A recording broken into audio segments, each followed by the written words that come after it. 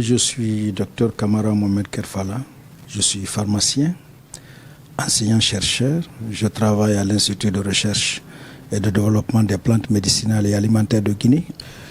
Écoutez, nous avons en tant que chercheurs engagé une enquête de terrain sur la prise en charge traditionnelle des parasitoses intestinales.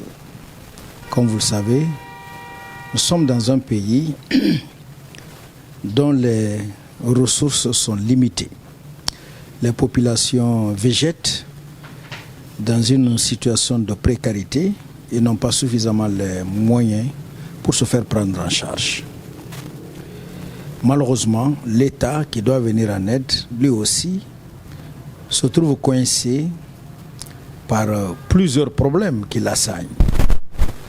Conséquence, il n'y a ni structure sanitaire suffisante, ni personnel de santé, encore moins les intrants, notamment les médicaments.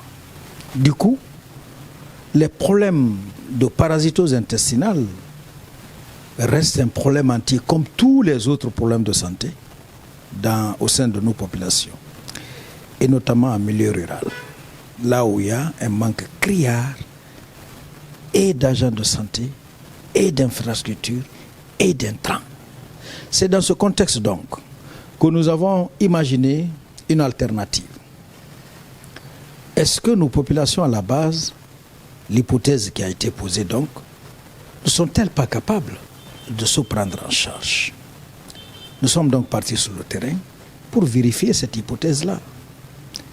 Évidemment, depuis des millénaires, il ressort que nos populations à la base se sont toujours pris en charge au plan sanitaire. Et ça, par rapport à toutes les pathologies, y compris les parasitoses intestinales. À Zérekouré, donc en milieu blé et environnant, nous sommes rendus compte que nos parents dans cette partie de la Guinée se soignent à l'aide des plantes médicinales qui les environnent. Des plantes médicinales qui sont dans leur environnement immédiat. Parfois, ils se nourrissent avec ces mêmes plantes-là, mais ils se traitent avec. Et nous avons donc réussi à rencontrer des guérisseurs traditionnels reconnus dans la société, par les communautés, par les notabilités, mais aussi également par les leaders d'opinion. Et il ressort de ces contacts-là qu'il y en a parmi eux qui traitent effectivement et efficacement les parasitoses intestinales avec les plantes à partir des décoctions, des macérations et parfois d'infusions. Il arrive parfois même qu'ils utilisent les plantes, notamment la drogue feuille, à l'état frais.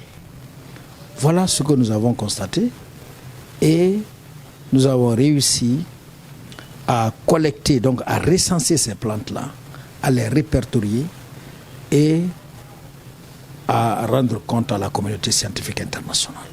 De notre passage à Zérekouré, nous tirons deux leçons. La première leçon, c'est ce que vous venez de mentionner, c'est la précarité, l'insuffisance d'infrastructures sanitaires et du personnel. L'État est quasiment absent. Et donc la première leçon que nous tirons, c'est que l'État doit s'interroger de ses missions régaliennes. La santé fait partie des missions régaliennes de l'État. Et donc l'État doit disposer des moyens nécessaires pour la prise en charge des pathologies, de toutes les pathologies, courantes notamment dans cette partie de la Guinée.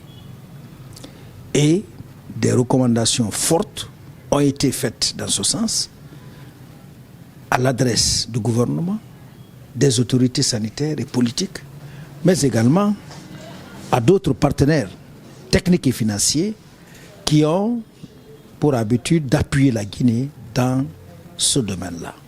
La deuxième leçon que nous tirons, c'est que, en dépit de tout, nos valeurs de civilisation sont encore intactes. les populations Balais de Nzerekure sont encore capables de se prendre en charge au regard de notre culture, au regard de nos mœurs, au regard des moyens qui ont toujours été là depuis la nuit des temps, avant même la colonisation. On continue, il y a certaines familles donc qui continuent à garder jalousement les recettes traditionnelles qui sont encore capables aujourd'hui de produire des effets escomptés. Et voilà donc ce que nous pouvons dire, c'est que d'un côté, il faut continuer à valoriser ce qui existe, mais aussi il faut interpeller l'État à s'investir davantage. Ce que j'ai été heureux de constater en tant que chercheur qui travaille dans le domaine de la culture, dans le domaine des plantes, de la valorisation des plantes médicinales et de tous les produits naturels dans notre pays à l'échelle nationale, j'ai été heureux de constater que nous avons encore des détenteurs de nos savoirs traditionnels capables de remonter des informations qui peuvent nous servir au niveau des scientifiques, puisque les scientifiques ont besoin de ces informations-là pour valoriser ces recettes-là. Et nous, ça nous lance un défi, c'est celui de vulgariser. D'abord, valoriser scientifiquement, en faisant des publications scientifiques, en faisant des communications scientifiques à l'international, mais également à vulgariser ce que nous avons vécu, ce que nous avons entendu, ce que nous avons appris auprès de nos guérisseurs traditionnels en région forestière. C'est moi qui vous remercie.